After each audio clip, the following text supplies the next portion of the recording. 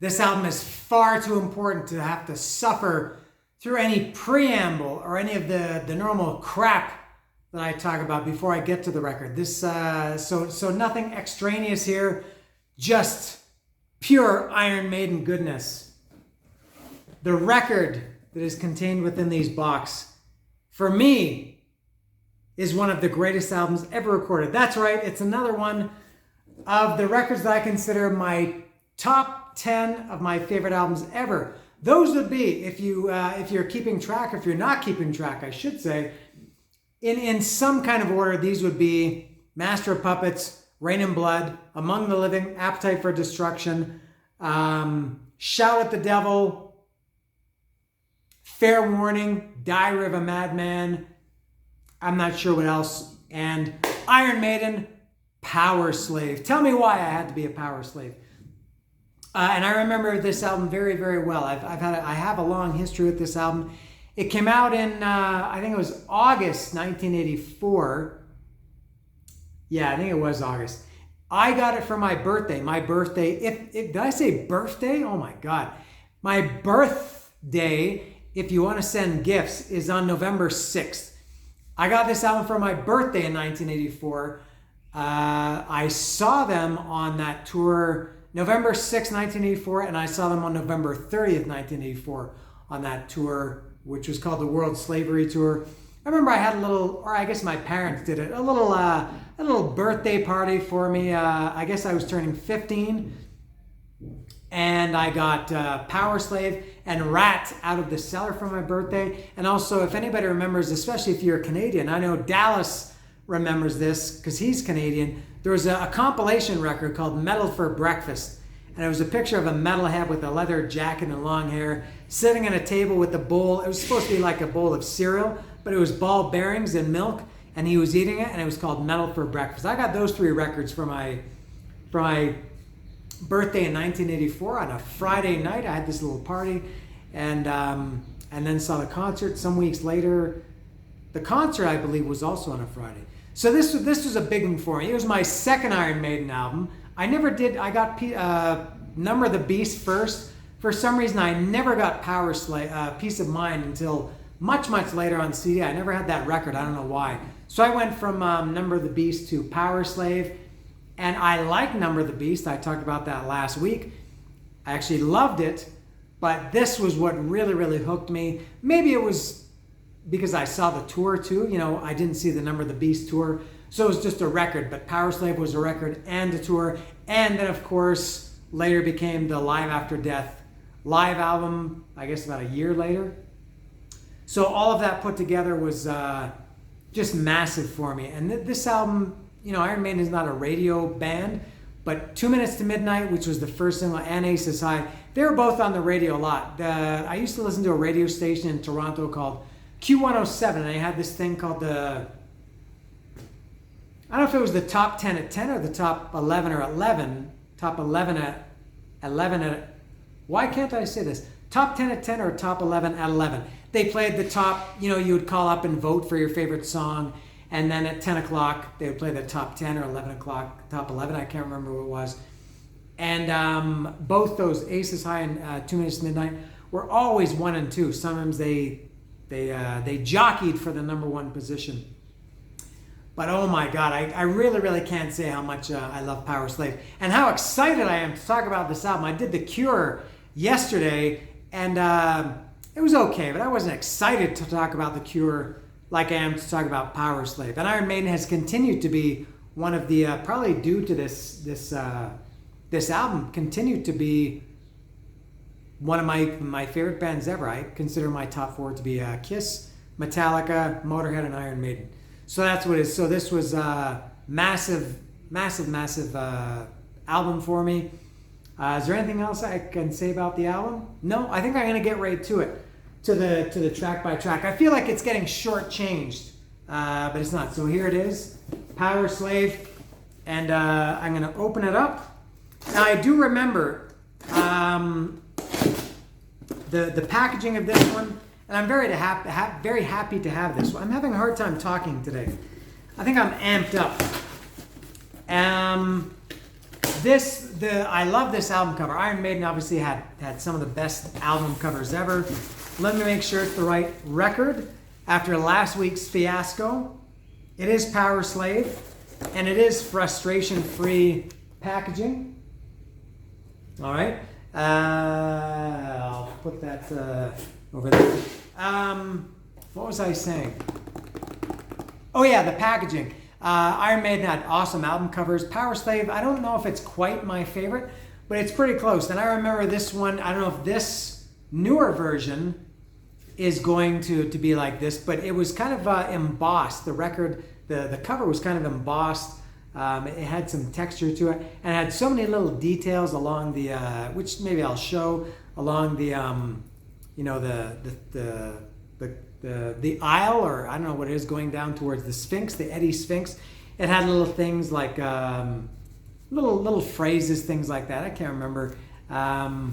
But great album cover. A little bit different, I think, at this time from Peace of Mind, Number of the Beast, Killers, and the first album. They all had Iron Maiden in big letters, big font, red across the top. Powerslave just had it in the top left corner in gold, and it said Powerslave in that cool font over here on the right. Yeah, for you. No, hold on. How would it look for you? Yeah, over here on the left, Iron Maiden, and over here on the right, Powerslave. So let's take a look at this. Truly frustration-free packaging. I like to point that out every time. Very excited to open this. Oh God, it's just awesome. There it is. So you can see it. There it is. No hype sticker. And it doesn't, no, it's not embossed. Okay, so it's a little bit different. This came out in, I have no idea when. I mean, the actual album came out in 1984, but this reissue came out, don't know. God, 2014, so maybe this was an anniversary issue.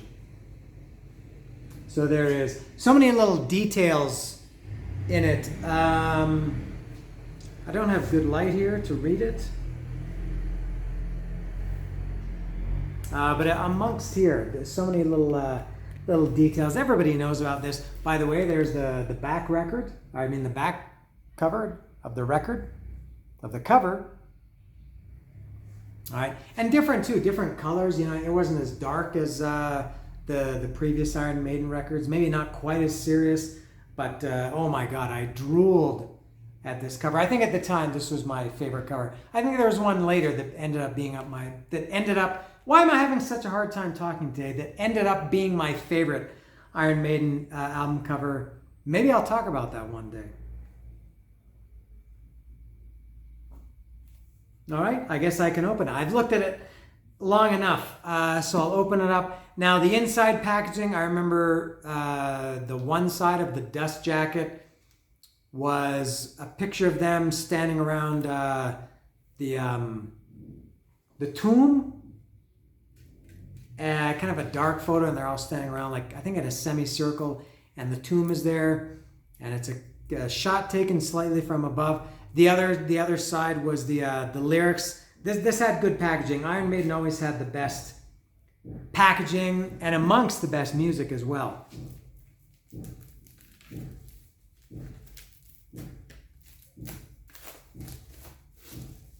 Okay. It looks so good. God, this brings me such great memories to have this record in my clutches. I need you back in my clutches. If it takes 1,000 punches, that's an Anthrax lyric. That's Hogtied or Big Fat, something from Volume 8, The Threat Is Real. So there's the picture I was talking about, the tomb. And I remember that. I haven't seen that for a long, long time. All the lyrics. Just what I want. My God, I don't know if I can read that. I could read that when I was 14 or 15 years old. And I have really good eyes for 53 years old, but maybe in proper light, I could read this. And each song, I guess, had a little hieroglyphic thing to it. Pretty cool. Very cool packaging. All right, and let's see what the actual record looks like. This is different too. This seems to be a trend to have different labels on the two sides of the record. I don't remember what the actual record, this label looked like, but it definitely wasn't this. All right, now this one only had 8 songs, and I remember this was hyped as, I think it was maybe at the on the hype sticker at the time. It was like a big deal because this was kind of long. This is 51 or 52 minutes. I guess that's just about the maximum you can put on a record. Back then, most records were, Van Halen records and Kiss records were, and Beatles records, I think, were 30 to 34 minutes. I think AC/DC and Black Sabbath were around 38 to 40, maybe 44, around there. This was 51 or 52, so they were really stretching it with this. I guess close to being a double album. This was kind of the beginning of Iron Maiden's. I know they didn't really have a double album until many years later, and then with CDs, obviously that was different. But great imagery too. This was there was so much cool imagery for the tour merchandise. So this was very easy. 2 minutes to Aces High, 2 minutes to Midnight, Lost for Words, Big Aura, Flash of the Blade, The Duelist, Back in the Village, Powerslave, the title track, and The Rime of the Ancient Mariner. The moral of this story is, this is what not to do if your bird shits on you. So going through this track by track, and I feel like I'm rushing through this. Maybe that's why I'm having a hard time talking today, because I'm so excited. But Aces High, I talked about this, I think, when I talked about Live After Death a couple of weeks ago. The greatest Iron Maiden opening song, I think. Maybe I'm biased because I saw this tour, and I also saw them open with it twice on the Somewhere Back in Time tour. I saw that tour in 2008 and again in 2009. And then they opened with it in 2019. I saw 3 shows on that tour. They opened with Aces High 3 times on that tour. So I've seen them open with it 5 times. It's the best opening song, Iron Maiden opening song. And of this album, if you want to know how much I love this album, there are let's say 3 of my top 5 Iron Maiden songs in their entire catalog are from this album. Aces High being one of them. It's just so up tempo. And the amazing thing is I guess they've never played the kind of intro. I guess they've never played that live. That was always pre-recorded from this tour all the way through. Jump in the cockpit and fire up the jump. God, I screwed that up already. What's the very opening line? Of course, there goes the siren that warns of the air raid. Then comes the sound of the gun sending flak. Out for the scramble, we've got to get airborne, got to get up for the coming attack. Jump in the cockpits and start up the engines, remove all the wheel block, there's no time to wait. Gathering speed as we head down the runway, got to get airborne before it's too late. Run in, scrambling, flying, doodle-doodle-doodle. Oh my God, Aces High is just one of the best songs. Not number 1, but it is very, very close. And I love Bruce's delivery of it. He just kind of spits those out. There goes the siren. I'm not going to sing like Bruce Dickinson, but there goes the siren that warns of the air raid. Then comes the sound of the gun saying flak. He's just so strong. He's just so sings it with such conviction. Move into fire at the mainstream bombers. Let off a sharp burst and then turn away. Roll over, spin around to come in behind them. Move to their blind sides. They fired again. Bandits at 8 o'clock moving behind us. 10 Me-109s out of the sun. Ascending and turning our Spitfires to face them. Turning our Spitfires to face them. Heading straight for them, I press down my guns. Oh my God, Aces High is just fucking incredible. That's Iron Maiden. Fast. Not fast like thrash, but very up-tempo, just full of energy. Oh, incredible. 2 minutes to Midnight. Kill for gain or shoot to gain, but we don't need no reason. Not quite a favorite. and I mean, not in the Iron Maiden catalog, a favorite on almost every song on this album is a favorite. I love his Bruce Dickinson's vocal delivery on in the second verse.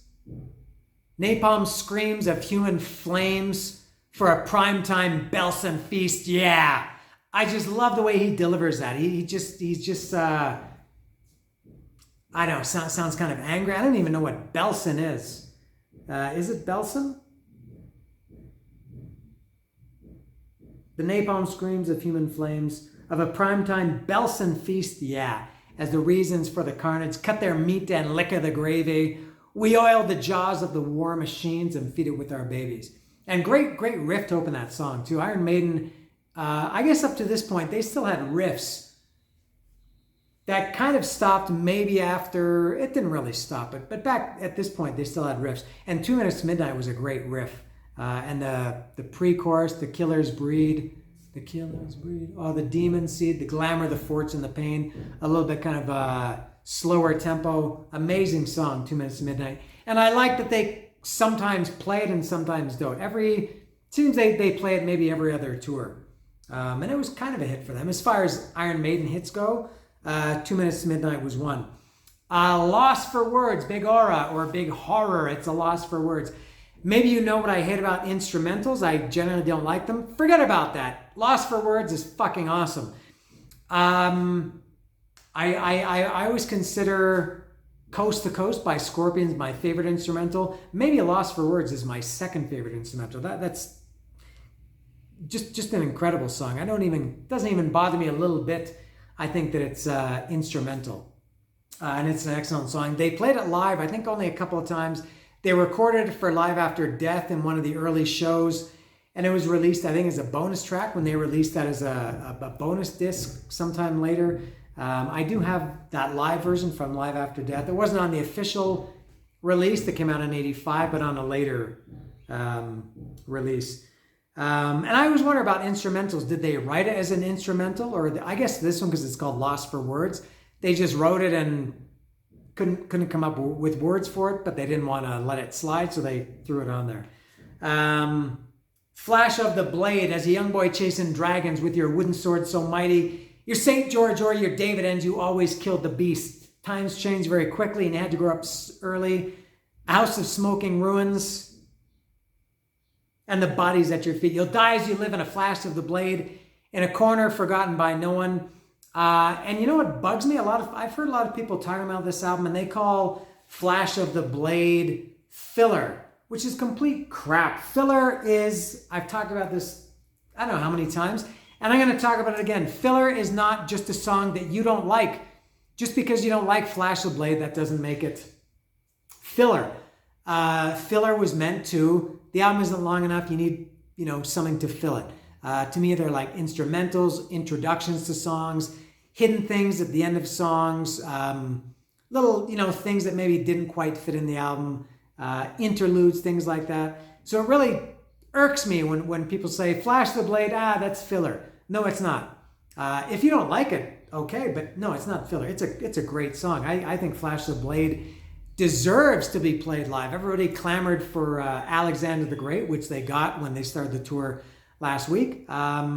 I would love, it's not going to happen, but man, I would love to hear Flash of the Blade live.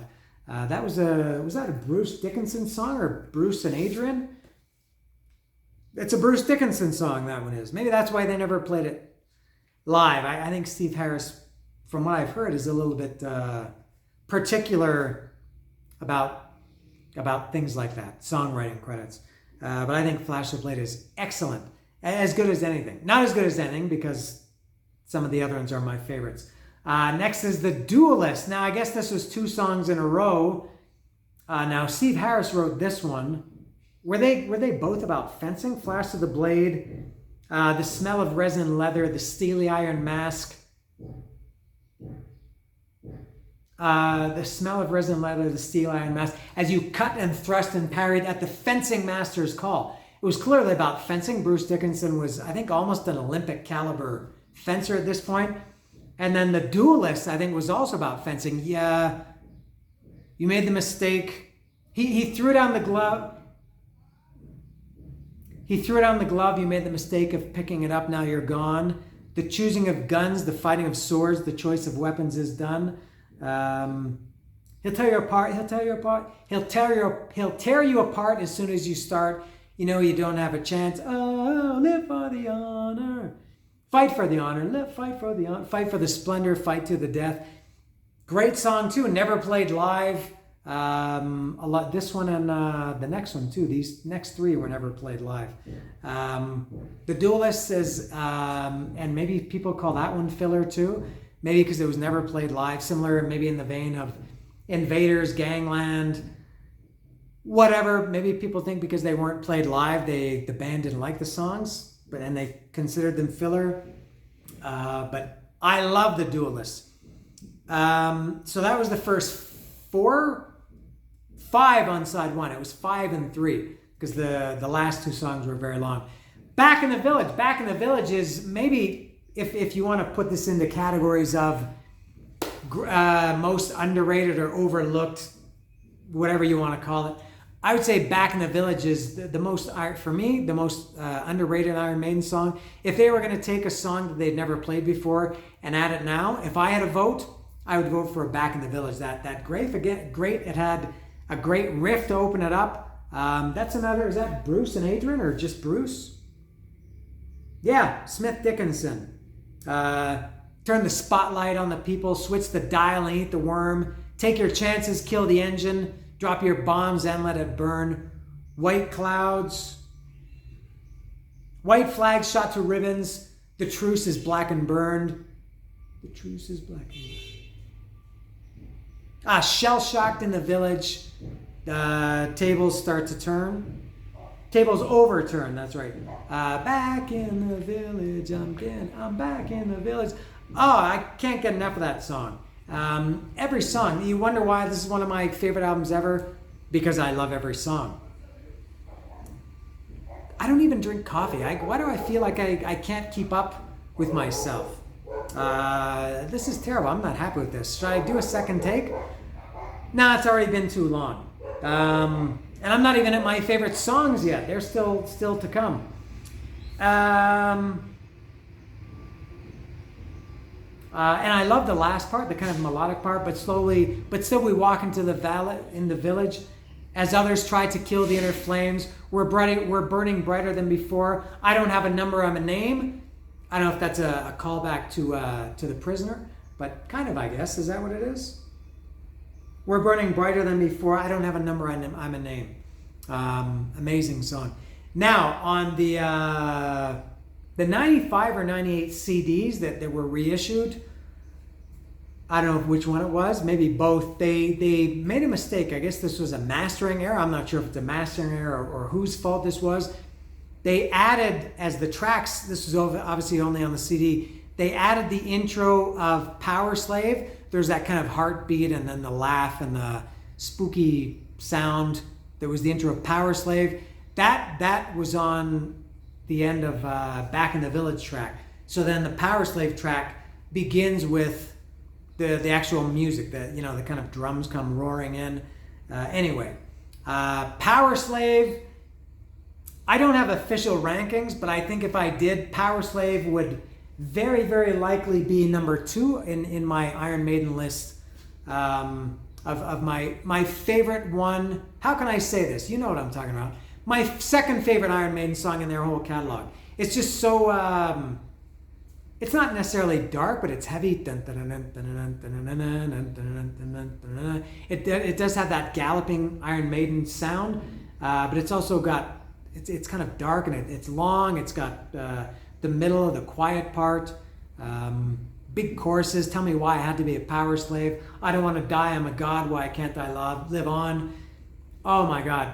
Powerslave, if not for another song on this album, which is next, you know what it is. Powerslave would be my number 1. It has all the great things about Iron Maiden. Into the abyss I fall, the eye of Horus, into the eyes of the night, watching me go. Green is the cat's eye that glows in this temple. Enter the risen Osiris, risen again. Testament did a cover of this, which surprisingly I don't like that much because I love Testament and I love Powerslave. It was okay. I mean, I liked it well enough, but they pretty much did it straight up. And I don't always like it when bands just do a Pantera doing Cat Scratch Fever, Anthrax doing Phantom Lord by Metallica. I like it a little bit different. But Powerslave, the song is great. Next, The Rime of the Ancient Mariner. My favorite song, not my favorite song on this album, well it is. Not my favorite Iron Maiden song, which it is. I consider this my favorite song in the history of recorded music. It's better than, I shouldn't say it's better, that's stupid to say that. I like it more than I think any other song in the history of recorded music. It's 13 minutes and 35 seconds.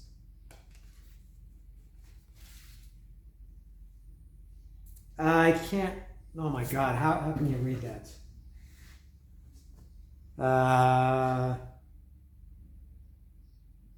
And I'm not even sure if it's on there. I think it's 13 minutes and 35 seconds, which is, as it turns out now, is not even their longest song. But oh my God, The Rime of the Ancient Mariner. And a lot of songs, a lot of long songs, especially Metallica and Iron Maiden too, it takes them a long time to get to the vocals. Maybe it takes 2 minutes, a minute and a half to get into the vocals. I think the vocals of Rime of the Ancient Mariner start probably within 10 seconds. Hear the rime of the Ancient Mariner. See his eyes as he stops one of three. Mesmerizes one of the wedding guests. Stay here and listen to the nightmare of the sea. And the music plays on as the bride passes by. Caught by a spell and the mariner tells his tale. Right away it gets into the song. There's no intro. It's just boom. Hear the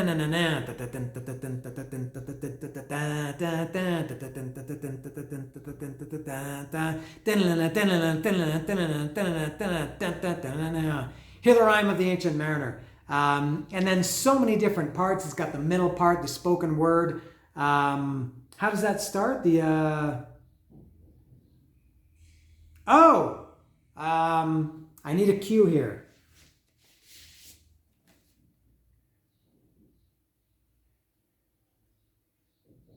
One after one by the star-dogged moon, too quick for a groan nor sigh. Each turned his face with a ghastly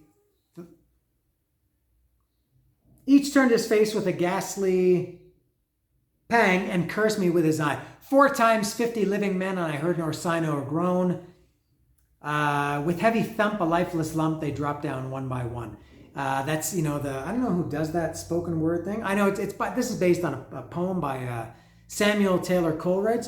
And I'll tell you something. I remember watching Jeopardy when I was some years later. Maybe I was still a teenager. Maybe I was 18, something, 17. And I was watching Jeopardy with my parents. And one of the categories, I don't remember what the category was. Maybe poems or something like that.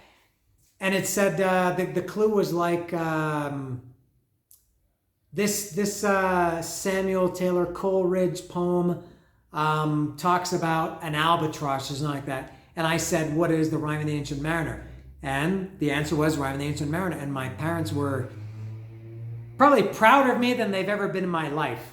Like maybe we're thinking, hey, why didn't you get better grades? Or why aren't you getting better grades if you knew that? Little did they know that I knew that just because of Steve Harris and Iron Maiden and history metal, some people call it. And then it comes back after the spoken word part. It's kind of quiet and all those little sound effects, the little bell. And then it comes back in, and by the light of the moon, he prays for their beauty, not doom. With heart, he blesses them. God's creatures, all of them too. No, was that it? The curse that lives on in their eyes. The mariner he wished he died. But along with the sea creatures, but they lives on, so to see. And by the light of the moon, he prays for their beauty, not doom. With heart, he blesses them. God's creatures, all of them too. Then the spell starts to break. The albatross falls from his neck, sinks down like lead into the sea. Am I getting that right? Yeah, sinks down like lead into the sea, then down and falls comes the rain, and that's the song just explodes there. Bruce Dickinson does this amazing scream when they played it live. It's just incredible.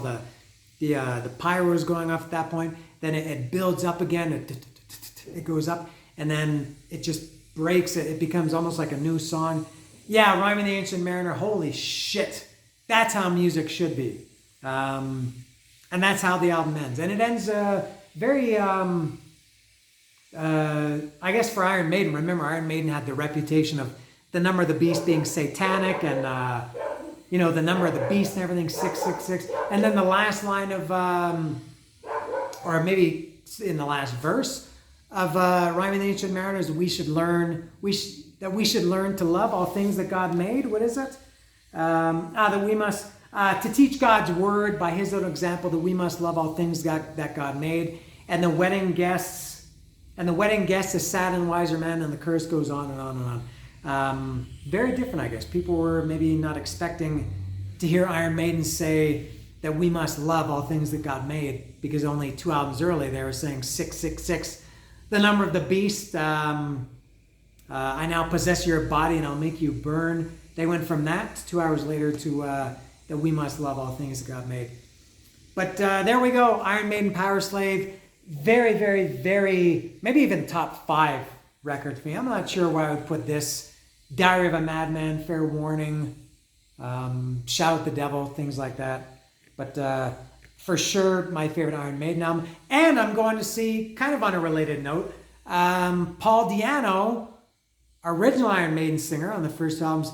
I'm going to see him tomorrow. So maybe if you're good, if you behave, maybe I'll have a report on that, and maybe some other things as well. But until then, that is all for me and the greatest Iron Maiden album ever, Powerslave.